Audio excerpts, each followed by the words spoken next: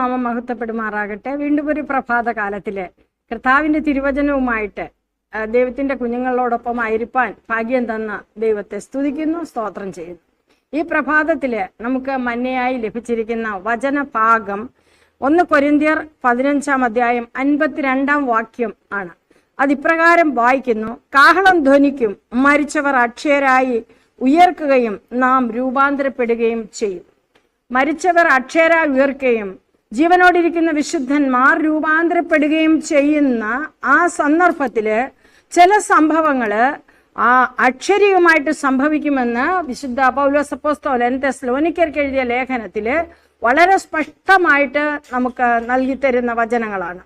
ഇത് ദൈവത്തിന്റെ വചനത്തിൽ എന്തുകൊണ്ട് നാം വീണ്ടും വീണ്ടും ഇത് വായിക്കുന്നു എന്ന് ചിന്തിക്കുമ്പോൾ, ഈ കാലഘട്ടത്തില് സാത്താൻ വളരെ ശക്തമായി ദുരുപദേശങ്ങളാൽ ദൈവത്തിന്റെ കുഞ്ഞുങ്ങളെ തെറ്റിച്ചു കളയുന്ന പഠിപ്പീരുകള് വ്യാപകമാക്കിക്കൊണ്ടിരിക്കുന്ന കാലഘട്ടത്തിലാണ് നാം ജീവിക്കുന്നത്. ദൈവത്തിന്റെ വചനം സ്പഷ്ടമായി പറയുന്നതും വ്യക്തമായി പറയുന്നതും മറിച്ചു കളവാൻ തക്കവണ്ണം സാത്താൻ ശ്രമിക്കുന്ന കാലഘട്ടത്തില് ദൈവത്തിന്റെ വചനത്തിന്റെ ആഴങ്ങളെ മനസ്സിലാക്കുവാൻ ഭാഗ്യം ലഭിച്ചവരായ നമുക്ക് ദൈവത്തെ സ്തുതിക്കാം. കർത്താവിന്റെ 2ാം വരവില് എന്താണ് സംഭവിക്കുന്നതെന്ന് കർത്താവ് തന്നെ മത്തായിയുടെ സുവിശേഷം 24 അധ്യായത്തിൽ വളരെ വ്യക്തമായിട്ട് പറയുന്നുണ്ട്. മിന്നൽ കിഴക്ക് നിന്ന് പുറപ്പെട്ട് പടിഞ്ഞാറോളം വിളങ്ങുമ്പോൾ വളരെ പ്രകാശപൂർണനായിട്ടാണ് കർത്താവ് വരുന്നത്. രണ്ടാമത് നാം മനസ്സിലാക്കുമ്പോൾ മഹാകാഹളനാഥം ധ്വനിക്കും, സകലരും കേൾക്കത്തക്കവണ്ണം ദൈവത്തിന്റെ കാഹളം ധ്വനിക്കും. സ്പഷ്ടമായി കേൾക്കും. കർത്താവിന്റെ 2ാം വരവ് സ്പഷ്ടമായി കാണും, സ്പഷ്ടമായി കേൾക്കും. ഈ സ്പഷ്ടമായി കേൾക്കുന്ന വേളയിലാണ് മരിച്ചുപോയ വിശുദ്ധന്മാര് ഉയർത്തെഴുന്നേൽക്കുന്നത്, കല്ലറകളെ തുറക്കുന്നത്. അതുമാത്രമല്ല, ജീവനോടിരിക്കുന്ന വിശുദ്ധന്മാര് രൂപാന്തരപ്പെടുന്നത്. കർത്താവ് യേശുക്രിസ്തു 2ാമത് വരുന്നത് വിശുദ്ധന്മാരെ ചേർക്കുവാനാണ്. അത് വളരെ വ്യക്തമായിട്ട് ദൈവത്തിന്റെ വചനം പറയുമ്പോൾ ആഴമായിട്ട് നാം ദൈവത്തിന്റെ വചനങ്ങളെ ശോധന ചെയ്ത് അത് നാം മനസ്സിലാക്കേണ്ടതായിട്ടുണ്ട്. എല്ലാ വിശുദ്ധന്മാരെയും കൂട്ടിച്ചേർക്കുവാൻ, മരിച്ചുപോയവരെയും ജീവനോടിരിക്കുന്നവരെയും കൂട്ടിച്ചേർക്കുവാൻ തക്കവണ്ണം വരുന്ന കർത്താവിന്റെ മഹാകാഹളത്തിന്റെ ശബ്ദം സകല ചെവികളും മുഴങ്ങത്തക്കവണ്ണമായിരിക്കും കേൾക്കുന്നത്. പ്രധാന ദൂതന്റെ ശബ്ദത്തോടെയാണ്, ദൈവത്തിന്റെ കാഹളത്തോടെയാണ് അവിടുന്ന് പ്രത്യക്ഷനാകുന്നതെന്ന് തെസ്സലോനിക്കർക്ക് എഴുതിയ ലേഖനത്തിലൂടെ പൗലോസ് അപ്പോസ്തലൻ വളരെ സ്പഷ്ടമായിട്ട് പറയുമ്പോൾ, വിശ്വാസികൾ ദുഃഖത്തിലും പ്രയാസത്തിലും ഇരുന്ന് ഇനി ഞങ്ങളുടെ മരിച്ചുപോയവരെ കുറിച്ച് എന്താണ് ചെയ്യേണ്ടത്, അവരെ ഇനി കാണുവാൻ പറ്റത്തില്ലല്ലോ എന്ന ആദിയിലും വ്യാധിയിലും ഇരിക്കുന്നതായ ജനത്തിന് കൊടുക്കുന്നതായ ആശ്വാസ വചനമാണ് തെസ്സലോനിക്ക ലേഖനത്തിലൂടെ നാം കാണുന്നത്. മറ്റൊരു പഠിപ്പീര് കർത്താവ് രഹസ്യത്തിലാണ് വരുന്നത്. കർത്താവ് രഹസ്യത്തിലല്ല വരുന്നത്, രഹസ്യത്തിലല്ല. കാരണം സകല കണ്ണുകളും കാണത്തക്ക പോലെ മിന്നല് കിഴക്ക് നിന്ന് പുറപ്പെട്ട് പടിഞ്ഞാറോളം വിളങ്ങുന്ന മഹാപ്രഭയോടുകൂടിയാണ് കർത്താവ് വരുന്നത്.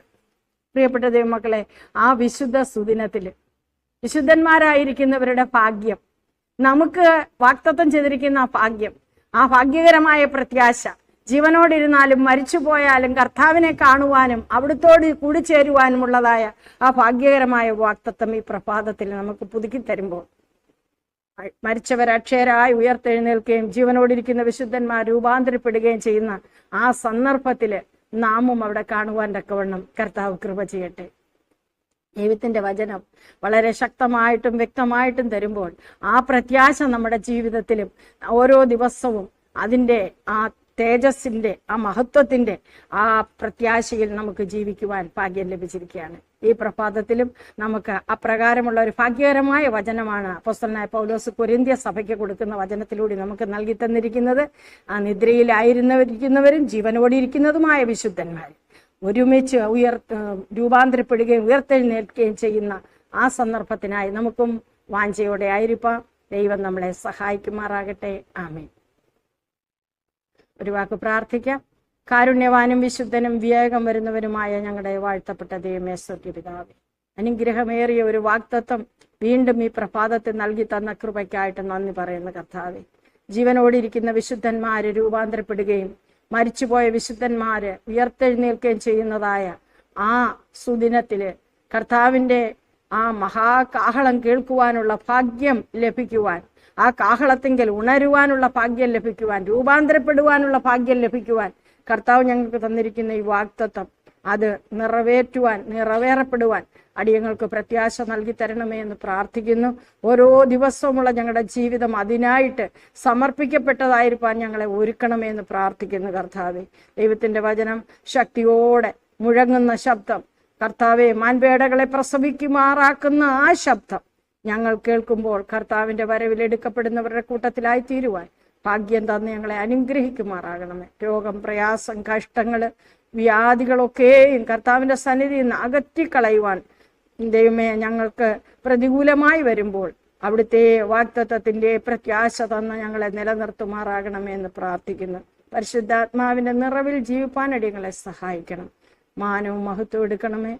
യേശുവിന്റെ നാമത്തിൽ തന്നെ. ആമേൻ.